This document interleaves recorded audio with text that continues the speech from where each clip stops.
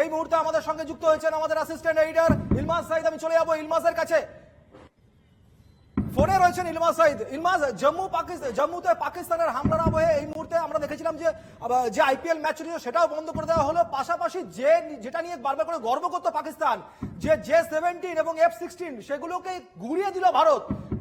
এমনকি মার্কিনের তরফ থেকে বলা হয়েছিল যাতে F-16 বিমান যেন ভারতের বিরুদ্ধে ব্যবহার করা না হয়, কিন্তু সেই নিষেধাজ্ঞা কিন্তু রাখলো না পাকিস্তান। এটাও কি কোনো একটা জায়গার মধ্যে আন্তর্জাতিক মহলে চরম চাপ আসতে চলেছে পাকিস্তানের কাছে? আপডেট কি রয়েছে?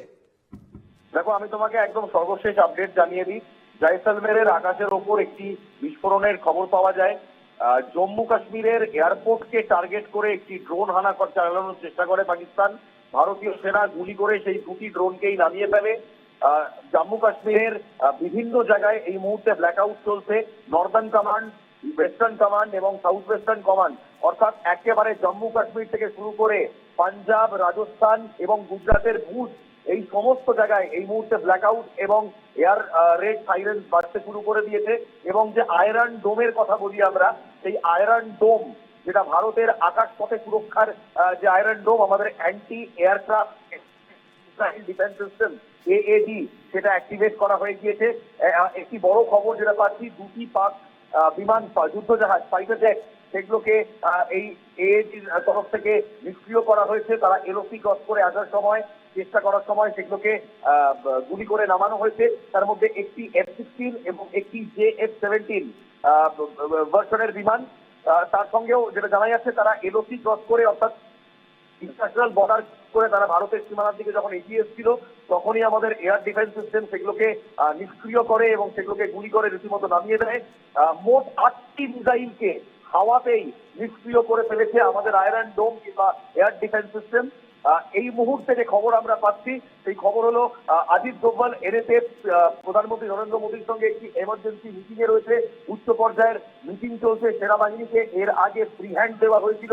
সেনাবাহিনী প্রতিটা সেক্টরে, অর্থাৎ আখনুর থেকে শুরু করে একেবারে ভুজ সেক্টর অব্দি সেনার তৎপরতা বেড়েছে, সেনার নজরদারি চলছে।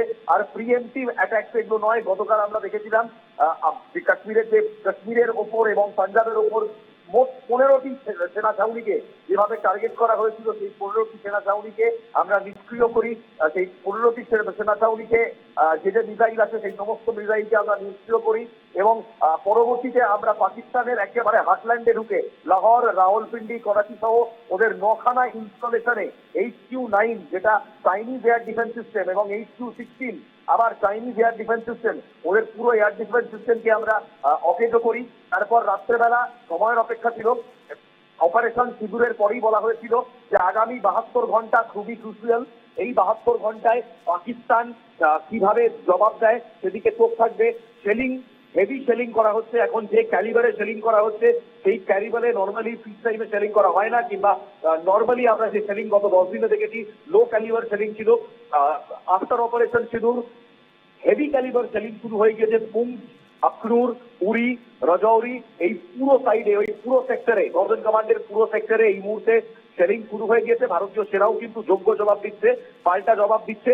এই মুহূর্তে সর্বশেষ পাওয়া সেনা মারফত খবর, এই সমস্ত সেনাঘাটিগুলিতে, নর্দার্ন থেকে ওয়েস্টার্ন কমান্ড, সমস্ত জায়গায় সেনাঘাটিতে অ্যাক্টিভ রেড অ্যালার্ট জারি করা হয়েছে। ব্ল্যাকআউট ড্রিলস চলছে, এয়ার রেড সাইরেন সাউন্ড করা হচ্ছে যখনই সেখানে কোনো প্রিএমটিভ অ্যাটাকের খবর আসছে। এবং আমাদের এয়ার ডিফেন্স ইউনিট সর্বত্র এখন আয়রন ডোম, যেটাকে আমরা বলি একদম লোহার চাদর, আকাশের লোহার চাদর, আয়রন ডোম ফ্যাসিলিটি, সেই আয়রন ডোম সিস্টেম কিন্তু এখনো চালু হয়ে গিয়েছে।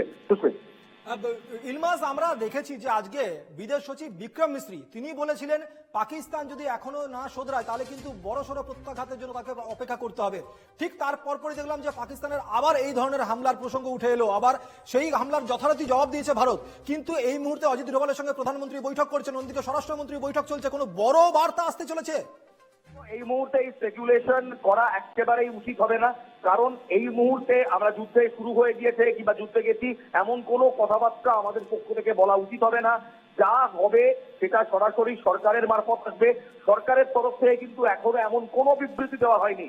তাই আগে থেকে এরকম কোনো ভার্সন, এরকম কোনো বার্তা এখনো আমাদের পক্ষে দেওয়া সম্ভব নয় যতক্ষণ না সরকার স্পষ্টভাবে বলছে যে তারা ঠিক কি মেজার্স নেবে। আমাদের অপেক্ষা করে দেখতে হবে, ওয়েট অ্যান্ড ওয়াচ পলিসি নিতে হবে। কিন্তু এখানে দুটো জিনিস সুমিত বলে রাখার, সেটা হচ্ছে অপারেশন শিডিউলের পর একেবারে আমাদের প্রতিরক্ষা দপ্তর থেকে, প্রতিরক্ষা মন্ত্রক থেকে যে প্রেস বিবৃতি দেওয়া হয়েছিল তাতে বলা হয়েছিল this war attack of non escalatory mode, অর্থাৎ যাতে এটা পরিস্থিতি হাতের বাইরে না যায়, নন এসকেলেটরি। এবং আজকেও যখন কর্নেল কুরেশি এবং বিক্রম মিস্ত্রি বিবৃতি দেন, প্রেসের সামনে আসেন, তখনও কিন্তু বলা হয় যে গতকালও যে 9টা সেনাঘাটিতে ওদের এয়ার ডিফেন্স সিস্টেম, পাকিস্তানের এয়ার ডিফেন্স সিস্টেম নষ্ট করার জন্য যে আমরা ড্রোন অ্যাটাক করেছি, সেটাও কিন্তু নন এসকেলেটরি, অর্থাৎ এটা যাতে বৃদ্ধি না পায়। কিন্তু এটা কোথাও এক প্রকার ক্লিয়ার হয়ে গেছে, পাকিস্তান এগুলোকে নন এসকেলেটরি স্ট্রাইক হিসেবে দেখছে না, নন এসকেলেটরি অ্যাটাক হিসেবে দেখছে না। তাই পাকিস্তান বারবার তার রিটালিয়েশন করছে। একদমই ইলমাস, যেমনটা তুমি বলছিলে যে এখনই যুদ্ধ শুরু হয়ে গেছে বা যুদ্ধ ঘোষণা হয়ে গেছে, এরকম কোন রকম কোনো কিছু বার্তা যাচ্ছে না বা বার্তা দেওয়া ঠিক নয়, কারণ এখন এরকম কোনো কিছু হয়নি। যা কিছু হবে সরকারি তরফে বিবৃতি দিয়ে জানানো হবে।